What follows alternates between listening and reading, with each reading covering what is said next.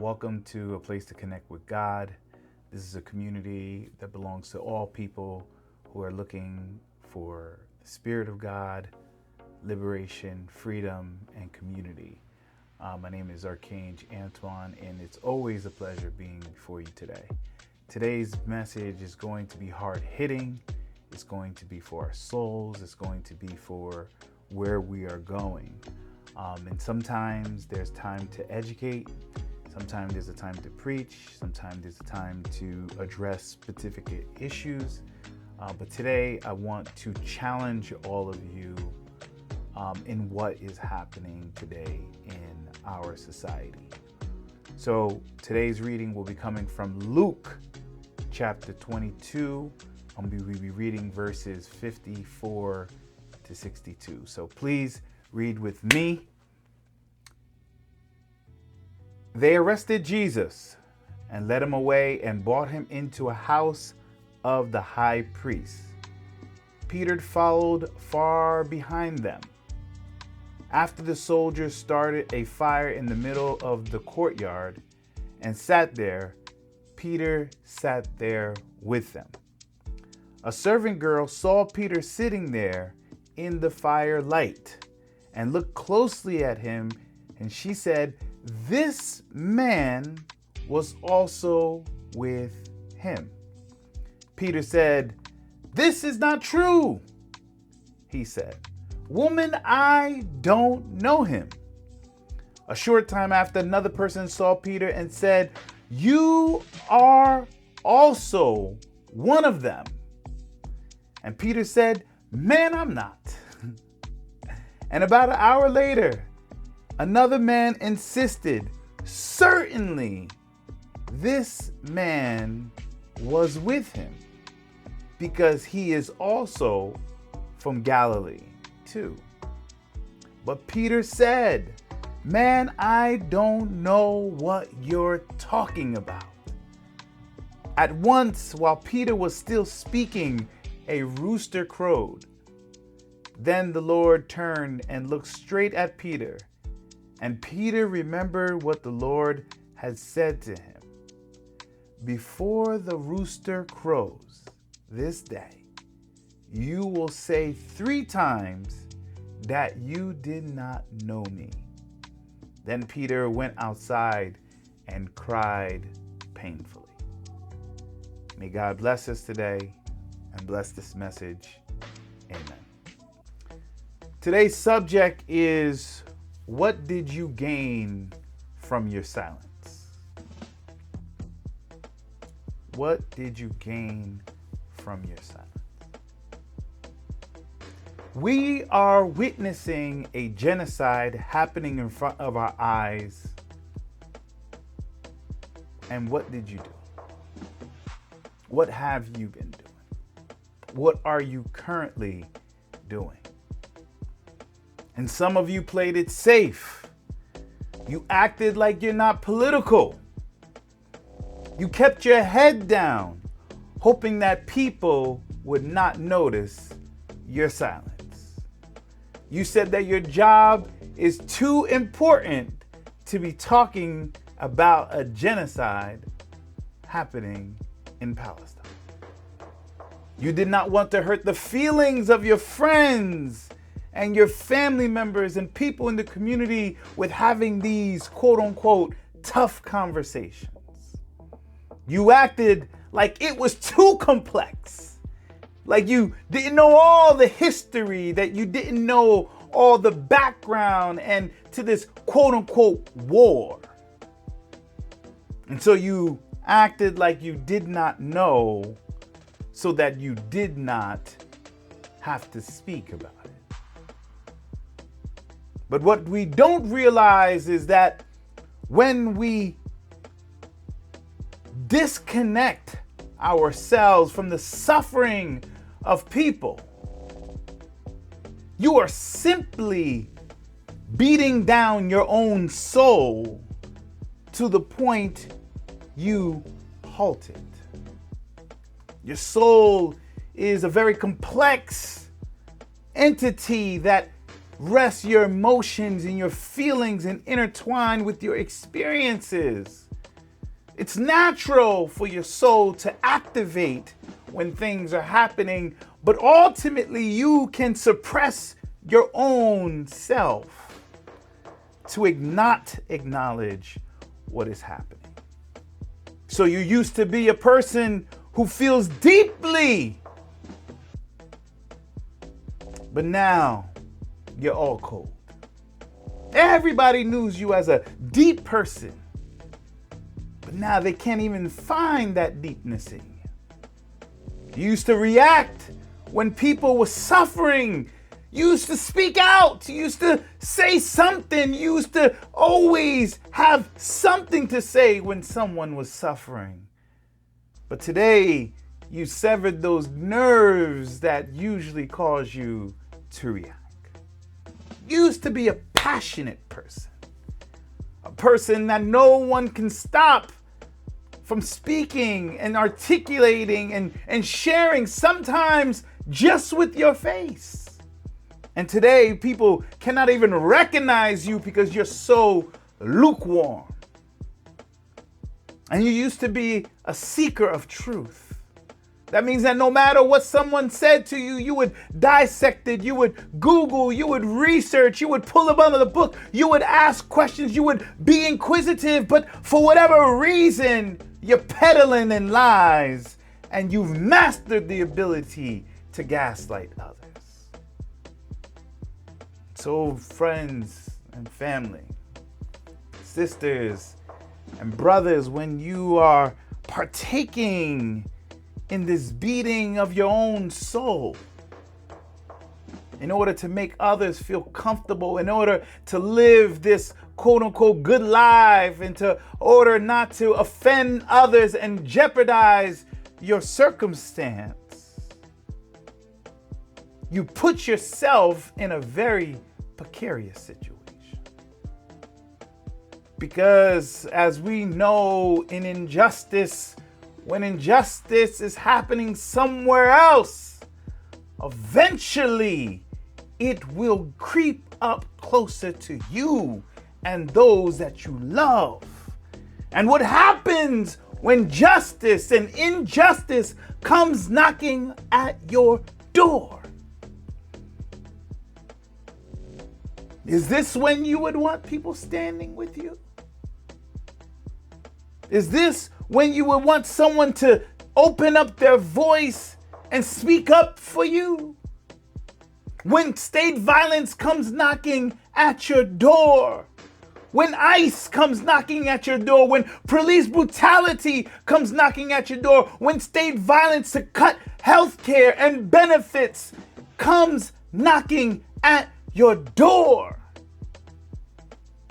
and you become a target, is that when you want people to stand with you and to speak up? The same systems that deprive people of their humanity on this side is the same system that will eventually come for you and your loved ones on that side. And brothers and sisters and cousins and siblings, we cannot mistaken the power of systemic injustice to be non-biased. It presents itself sometimes as a biased entity that only targets them.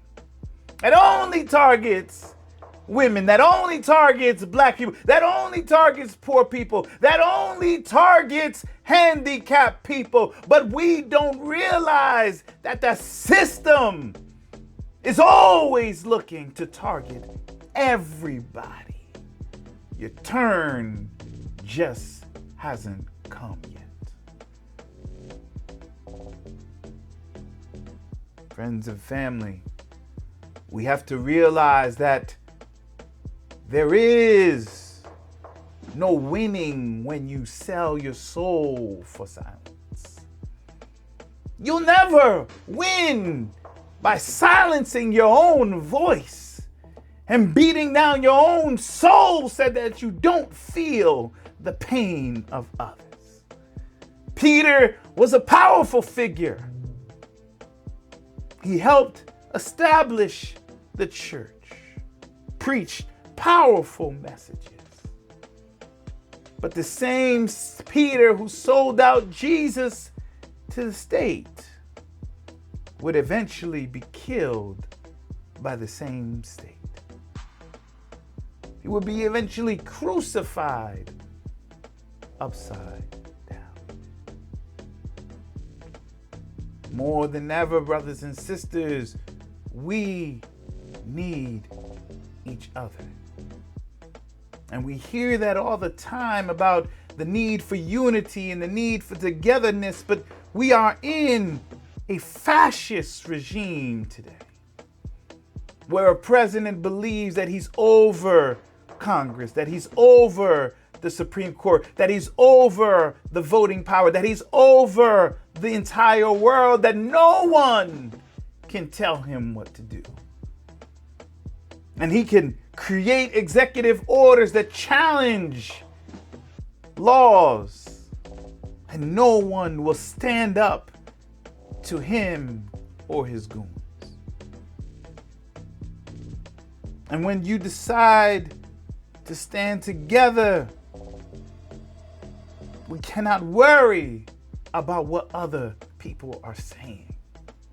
People will always have something to say, but we need to focus on the importance of sticking together despite what other people's opinions are of us coming together. Sometimes we need to come together beyond our boundaries, beyond our bigotry, beyond our prejudice. And we cannot focus on those who sold their souls, and we cannot focus on those who play the game, but we must be authentic people. People who realize that the only way we can come together is by being honest and sincere and authentic, so that we can build a movement together as people. Sisters and brothers, the Palestinian people are being annihilated. And we talk about this issue not just because it is the only issue happening around the world. We see the same violence happening in Congo. We see violence happening in Haiti. We see violence happening in Rwanda.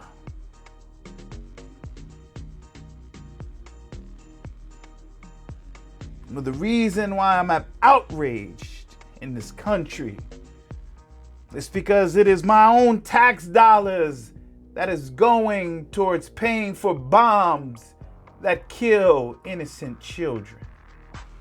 It is my tax dollars that's going to pay for soldiers who rape women and men. It is my tax dollars that is going to deprive people of the ability to eat precious food. It is my tax dollars that is going towards a genocide that's happening right now in Gaza. And not only that, I witnessed it firsthand. I was in Palestine, where I witnessed an apartheid state, that if you were Christian, if you were Muslim, if you were Arab, you couldn't use certain facilities. That they would not let you use public restrooms because you were Arab, because you were Muslim, because you were Palestinian. And we see all this propaganda saying it is not an apartheid state. It is apartheid state. I witnessed homes of family members being demolished by the government, and the government forcing them to pay for their own demolition or face incarceration. We witnessed a police state of police listing in the arenas, in the areas of the streets, to intimidate people, to bully children, and basically let them know that this is not your community. We witness settler violence armed settlers walking around with guns, fully automatic, semi-automatic guns, pistols, walking around the street, intimidating Palestinian people, busting up in their house at 3 o'clock in the morning, dragging families out their homes, slaughtering animals and killing folks in the name of God. We heard stories about sexual assault, all with the support of the American government.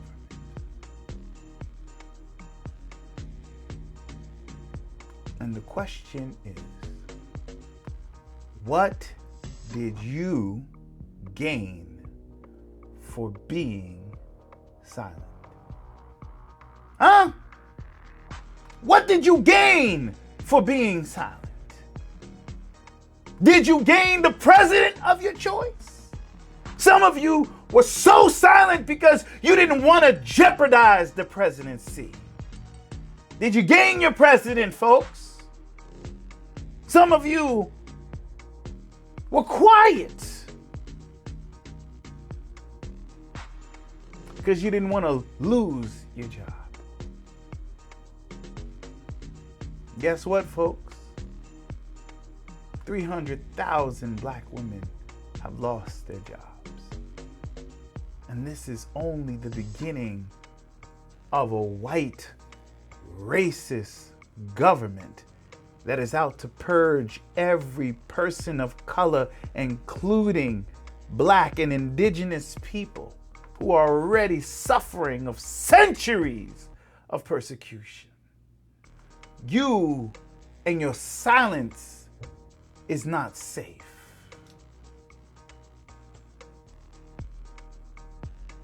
There's a rule that we learned. And the rule is you must treat others like you want to be treated. Sisters and brothers, if it was your family, your mom, your dad, your children, your community that was under bullets and bombs and weapons and starvation, would you want people to be silent? And if the answer is no, then why are you not opening your mouth? Use your social media, use your email, use your funds, support organizations that are standing against human rights violations, because the same system that is stripping them of their human dignity is moving closer to you in your own family. Repent and do better. Don't be like Peter, who denied Jesus because he was afraid, scared. He thought by playing nice, he would get away, and the state eventually came for